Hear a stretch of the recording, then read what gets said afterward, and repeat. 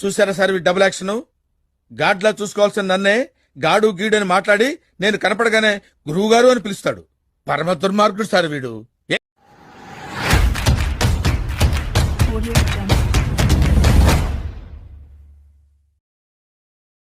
అది కొన్ని సంవత్సరాల క్రితం అనుకుంటా మన ఛానల్లోని ఎంసీయూకి సంబంధించిన ప్రతి మూవీని కూడా ఆర్డర్లోని బ్రేక్డౌన్ వీడియోస్ అయితే చేస్తూ ఒక సిరీస్గా అయితే చేశా. బట్ కొన్ని ప్రాబ్లమ్స్ వల్ల సిరీస్ని ఆపేశాను, కానీ ఆ సిరీస్ పైన నేను చాలా వర్కే చేశాను. సో ఆ సిరీస్ని మళ్ళీ కంటిన్యూ చేయమని చాలామంది అడగడం వల్ల ఆ సిరీస్ని అయితే నేను మళ్ళీ కంటిన్యూ చేస్తున్నాను. ఈ వీడియోలోని అవెంజర్స్ ఏజ్ ఆఫ్ ఆల్ట్రాన్ మూవీలో కనిపించిన హిడెన్ డీటెయిల్స్ గురించి, ఫ్యాక్ట్స్ గురించి అయితే చెప్తా. ఆల్సో ఈ సిరీస్ని నేను మళ్ళీ చేస్తున్నాను. ఎంసీయూ మూవీస్ రిలీజ్ అయిన ఆర్డర్లోనే ప్రతి ఒక్క మూవీకి సంబంధించిన హిడెన్ డీటెయిల్స్ అయితే ఎక్స్ప్లెయిన్ చేస్తాను. పాత వీడియోస్ కనుక చూడకపోతే వెంటనే చూసేయండి. ఇంకా వీడియోలోకి వెళ్ళే ముందు ప్లీజ్ ఈ వీడియోని లైక్ చేయండి, మా ఛానల్ని తప్పకుండా సబ్స్క్రైబ్ చేసుకోండి. నెంబర్ 1, మూవీ స్టార్టింగ్లోని టోనీ హెల్యూజినేషన్లోని ఎండ్ గేమ్కి సంబంధించిన చాలా డీటెయిల్స్ని చూపించారు.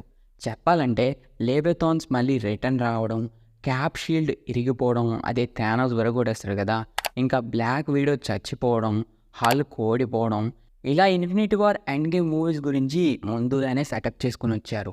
తర్వాత డీటెయిల్ అనేది చాలా అంటే చాలా ఇంపార్టెంట్, బాగా చూడండి. టోనీ ఇక్కడి నుంచి ఆ బుద్ధిమనిని తీసేసిన తర్వాత ఫస్ట్ టైం మనం ఎంసీయూలోని నవ్వుతున్న వాండాని చూడొచ్చు. హలో, దేవుడు అక్కడ కదా, దేవత అక్కడ. దూర దూర ఓర చూపుతోటి నన్ను కొల్లగొట్టే చంటి. వాండా ఫ్యాన్స్ ఎవరైనా ఉంటే ఈ వీడియోని కొంచెం లైక్ వేసుకోండి. నెంబర్ 2, బ్యాటిన్ అంతా అయిపోయి అవెంజర్స్ టవర్కి వచ్చిన తర్వాత ఇక్కడ డాక్టర్ చోని అయితే చూడొచ్చు. కామిక్స్లో అయితే తిను ఎడమెస్ చో అనే క్యారెక్టర్కి సంబంధించిన మదర్. ఈ చో అనేవాడు చాలా ఇంటెలిజెంట్ పర్సన్ అనమాట. వాడికి Tony Stark Banner level intelligence అయితే ఉంటుంది. ఆల్సో వీడు హల్క్కి బెస్ట్ ఫ్రెండ్ అనమాట. అలా ఉంటూనే హల్క్ డిఎన్ఏ దొబ్బేసి వీడు కూడా ఒక హల్క్ అయిపోతాడు. వాడికేమో ఆసమ్ హల్క్ అని అయితే పేరు పెట్టుకొని తను డిఫెండర్స్ టీంలో అయితే జాయిన్ అవుతాడు. వీడి గురించి ఫ్యూచర్లోని మన ఛానల్లో ఒక వీడియో చేయడానికి అయితే ట్రై చేస్తాను. ఆల్సో ఈ క్యారెక్టర్ అనేది అల్టిమేటిక్ స్పైడర్మ్యాన్ అనే టీవీ షోలో కూడా కనిపించింది. నెంబర్ 3, అల్ట్రాన్ పుట్టిన తర్వాత ఇంటర్నెట్ ద్వారా ప్రపంచం గురించి మొత్తం తెలుసుకుంటున్నప్పుడు ఇక్కడ మన ఇండియన్ లెజెండ్స్కి సంబంధించిన గాంధీ గారి ఫోటోని, మదర్ తెరిస్సా గారి ఫోటోని చూపించడం అయితే చూడొచ్చు. నిజానికి 2015 ఆ టైంలోని మార్వెల్కి ఇండియాలో అంత క్రేజ్ లేదు. క్రేజ్ లేకపోయినా సరే పెట్టారు అంటే ఇది ఆడియన్స్ కోసం పెట్టింది కాదు. నిజంగా మార్వెల్ వాళ్ళు వీళ్ళకి రెస్పెక్ట్ ఇస్తున్నారు కాబట్టే పెట్టారు. చాలామంది అనొచ్చు ఇండియాలో క్రేజ్ సంపాదించడం కోసం పెట్టారు బ్రో అని. నాకు ఈ 2 డీటెయిల్స్ కూడా ఎలా దొరికాయి అంటే, మూవీ సీన్ని నేను స్లో మోడ్లో పెట్టి 2 or 3 టైమ్స్ చూస్తేనే నాకు ఈ 2 డీటెయిల్స్ కూడా దొరికాయి. ఒక నార్మల్ ఆడియన్కి నార్మల్ మోడ్లో పెట్టి చూస్తే మాత్రం దొరికే ఛాన్సే లేదు.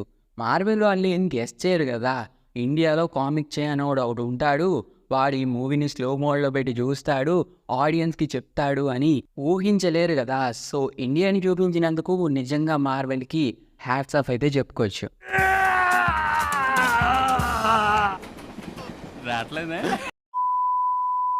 నెంబర్ 4, ఈ 2 సీన్స్లో కూడా ఎండ్ గేమ్కి సంబంధించిన సెటప్పింగ్ని అయితే చూడొచ్చు.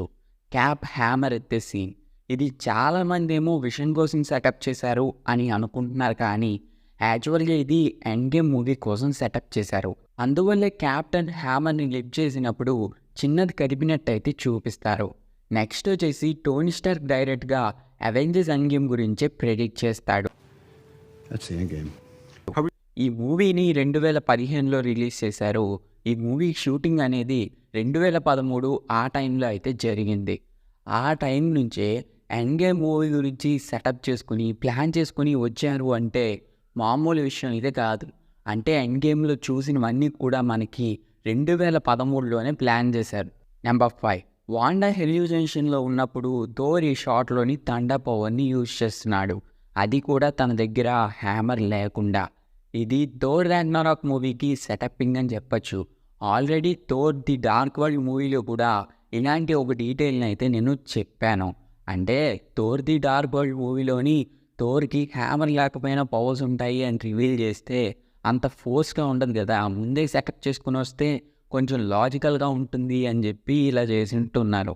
నెంబర్ 6, అల్ట్రాన్తో ఫైట్ అయిపోయిన తర్వాత హల్క్ని ఓడించడం కోసం ఐరన్ మ్యాన్ హల్క్ బస్టర్ ఆర్మర్ని వేసుకొస్తాడు కదా.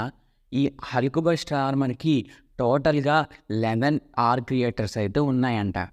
నెంబర్ 7, చాలామందికి విషన్ ఎలా వర్తి అనేది అయితే అర్థం కాదు.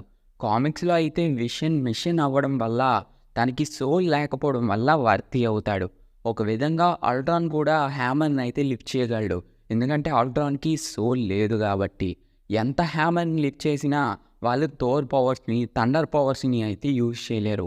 కానీ విషన్ యూజ్ చేశాడు, ఎందుకంటే తను రియల్గానే వర్తి. ఈ షాట్లో అయితే మనం చూడొచ్చు, అల్ట్రాన్ని కొట్టేటప్పుడు చిన్నపాటి థండర్ అయితే రావడం చూడొచ్చు. ఆ తర్వాత చూపిద్దాం అనుకుంటే విషన్ హ్యామర్కి చాలా దూరంగా ఉన్నాడు కదా, అందువల్లే చూపించలేదన్నమాట. విషన్ అయితే ఒక రోబోలానే కాకుండా నార్మల్గా కూడా వర్తి అని చెప్పచ్చు.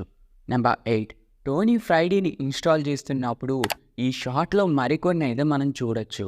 దాంట్లోని ఇక్కడ జోహాస్టా అని చెప్పి చూడొచ్చు.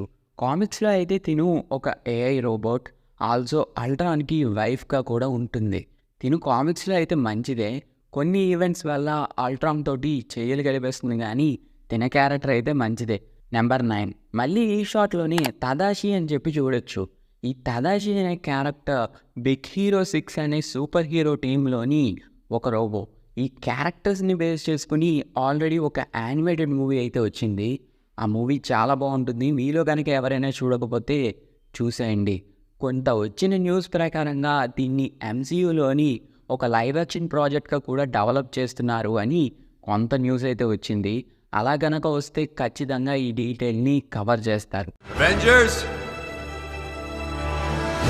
నెంబర్ 10, ఈ సీన్లోని అవెంజర్స్ అని చెప్పి అసెంబుల్ అని చెప్పకుండా ఆ డైలాగ్ని అయితే ఆపేశారు కదా. ఆ డైలాగ్ని చివరికి ఎండ్ గేమ్ మూవీ లాస్ట్ బ్యాటిల్లో అయితే మనం విన్నాం.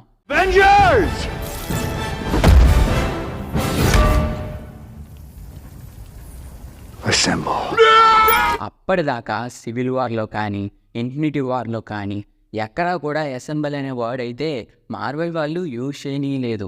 అందువల్లేనేమో ఆ సీన్కి అంత ఇంపాక్ట్ వచ్చింది. సో ఇది వీడియో. నా నెక్స్ట్ వీడియోలోని క్యాప్టెన్ అమెరికా సివిల్ వార్ మూవీకి సంబంధించిన హెడింగ్ డీటెయిల్స్ గురించి అయితే డిస్కస్ చేస్తాను. ఆర్డర్ ప్రకారంగా చూసుకుంటే యాంట్మ్యాన్ మూవీని డిస్కస్ చేయాలి, కానీ యాంట్మ్యాన్ మూవీలోని నాకు కొంచెం తక్కువ డీటెయిల్స్ అయితే దొరికాయి. అందువల్ల యాంట్మ్యాన్ మూవీని పార్ట్ 2 మూవీని కూడా ఒక వీడియోలోనే కవర్ చేద్దామని డిసైడ్ అయ్యాను అనమాట. మన ఛానల్లోని చాలా పెద్ద సిరీస్ని ప్లాన్ చేశాను. సో ఆ వీడియోస్ని ఫాస్ట్గా చేయాలి అంటే ఈ వీడియోని తప్పకుండా లైక్ చేయడానికి అయితే ట్రై చేయండి. Thank you for watching. Subscribe button మాత్రం కొట్టేసాలండి.